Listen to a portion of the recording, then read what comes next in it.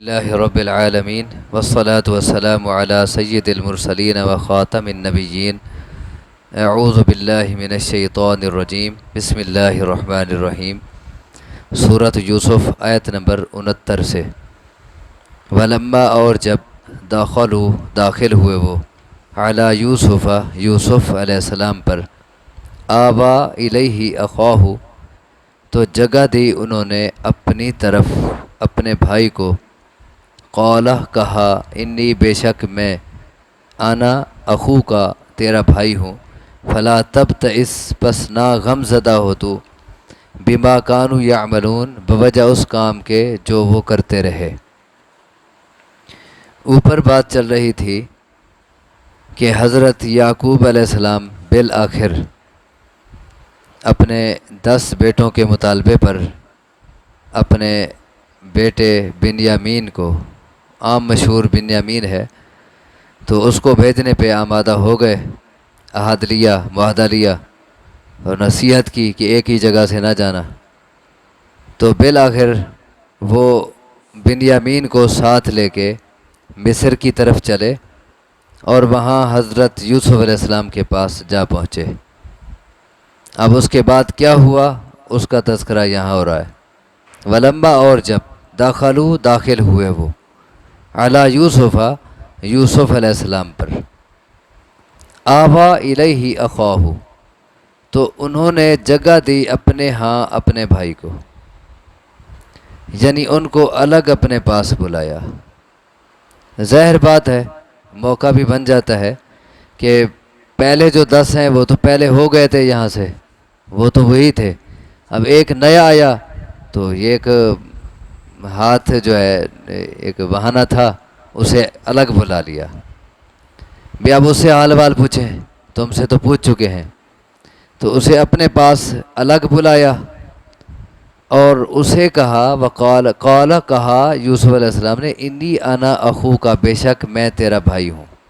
اسے اپنی معرفت کرائی، پہچان کرائی، جو طریقہ کار ہوگا، پچھلے سارے حالات بتائے ہوں گے اور سارا کچھ اپنے باپ کے بارے میں معلومات دی ہوں گی کہ ابا جی کیسے ہیں اور سارے حالات کیے ہوں گے۔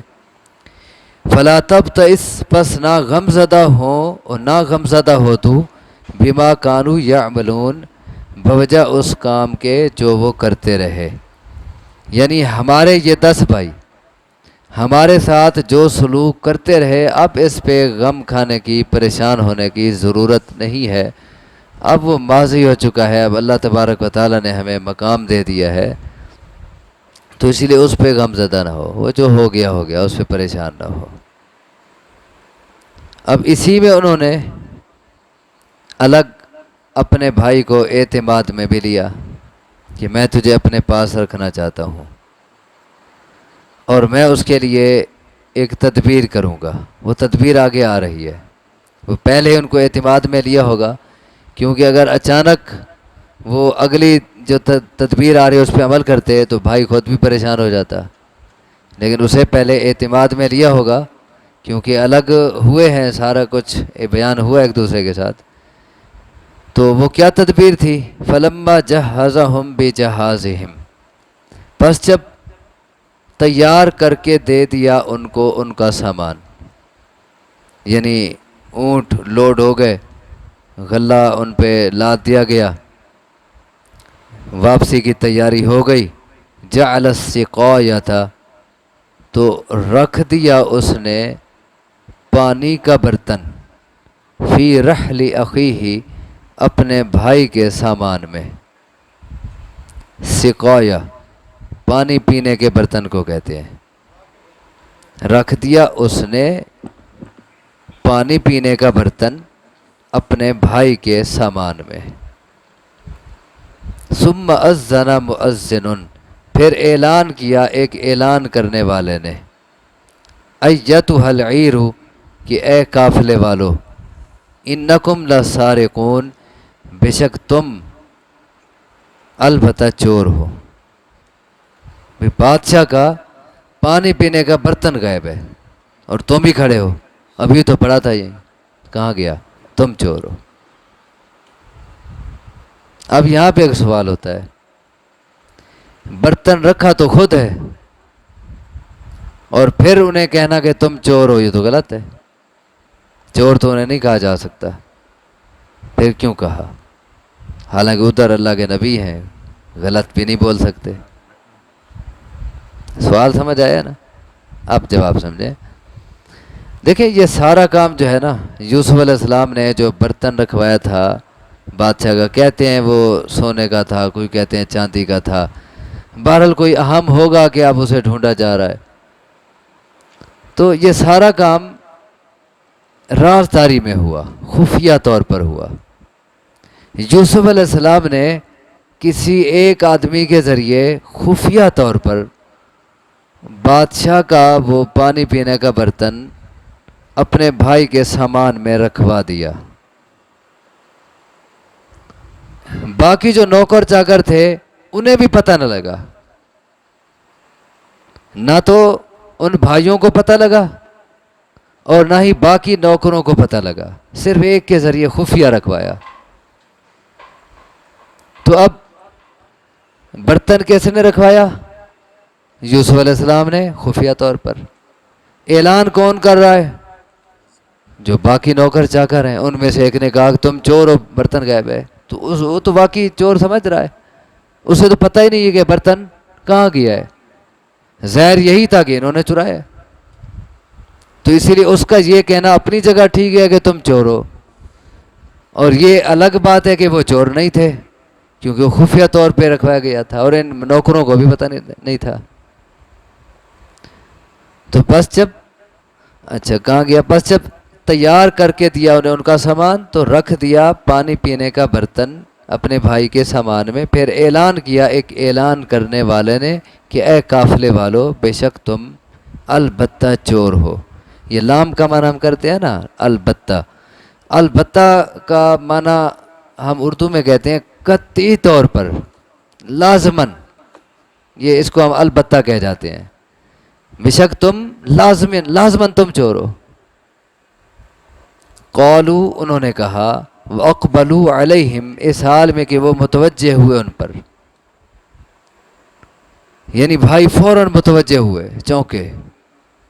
کہنے لگے ماذا تفقدون، کون سی چیز گم پاتے ہو تم، کیا تمہارا گم ہوا ہے کہ ہمیں جو چور کہہ رہے ہو؟ قالو، انہوں نے کہا، نفقد، ہم گم پاتے ہیں، صواع الملک، پیمانہ بادشاہ کا. صواع، اسے صاع بھی کہتے ہیں، دو لفظ ہیں. بھرنے کا ایک آلہ ہوتا ہے، چیز بھر کے جس کے ذریعے دی جاتی ہے، جسے پیمانہ کہتے ہیں. تو اوپر تھا کہ پانی پینے کا برتن، اور یہاں ہے کہ پیمانہ بھرنے کا برتن. تو اس میں کوئی تضاد نہیں ہے، اصل وہ بھرنے کا برتن تھا، تو اس کے ذریعے پانی پینے کا کے استعمال میں بھی اسے لاتے تھے، اس لیے اوپر اسے سقایا کہا گیا ہے، یہاں سوا کہہ دیا گیا ہے. تو برتن ایک ہی تھا. انہوں نے کہا ہم گم پاتے ہیں بادشاہ کا پیمانہ. وَلِمَنْ جَاءَ بِهِ، اور اس کے لیے جو لایا اسے، حمل بعیر، بوجھ ہے ایک اونٹ کا. جو شخص خود بخود لائے گا ہم اسے انعام دیں گے. کیا دیں گے؟ ایک اونٹ بھر غلہ مفت میں دے دیں گے انعام کے طور پر. وَأَنَا بِهِ زعیم، اور میں اس کا ضامن ہوں.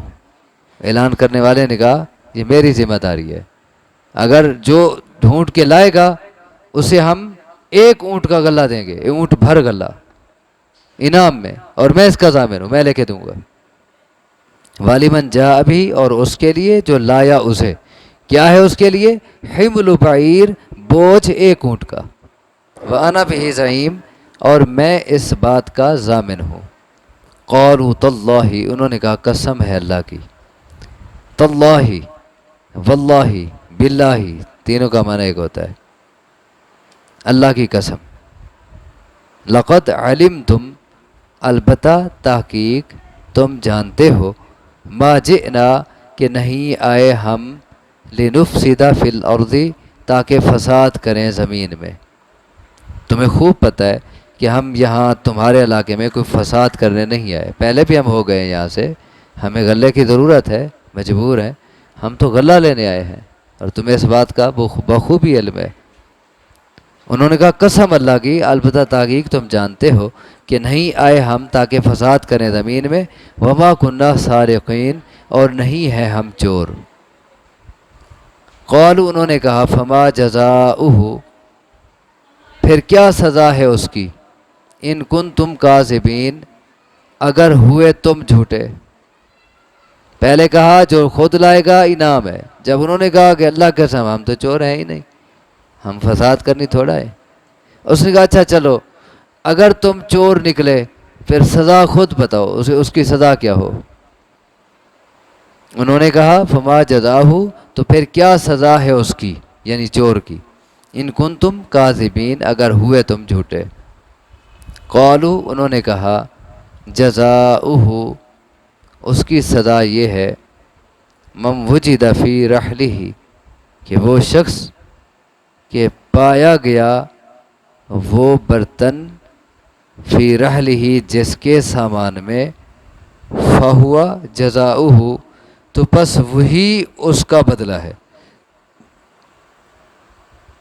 یعنی اس کی سزا یہ ہے کہ تم میں سے جس کے سامان سے، نہیں وہ خود بول رہے ہیں نا کہ ہم میں سے جس کے سامان سے وہ برتن نکل آیا تو تم اسی کو پکڑ لینا، اسی کو رکھ لینا اپنے پاس،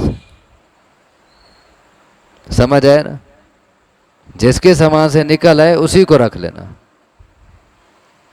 انہوں نے کہا جزاؤہ، اس کی سزا یہ ہے، اب خود سزا تجویز کر رہے ہیں کیونکہ انہوں نے پوچھا نا تم بتاؤ پھر کیا سزا ہو، کہتے ہیں سزا اس کی یہ ہے، من وجد فی رحلہ، کہ وہ شخص کہ جس کے سامان میں وہ برتن پایا گیا، فہوا جزاؤہ، تو پس وہی شخص اس کا بدلہ ہے، یعنی اس برتن کے بدلے اسی شخص کو رکھ لینا۔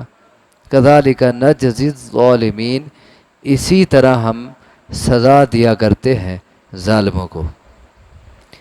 یعنی یعقوب علیہ السلام کی شریعت میں یہی قانون ہے کہ جو شخص کسی کی چوری کرے کچھ عرصے کے لیے وہ چور کو اپنے پاس رکھ لیتا ہے۔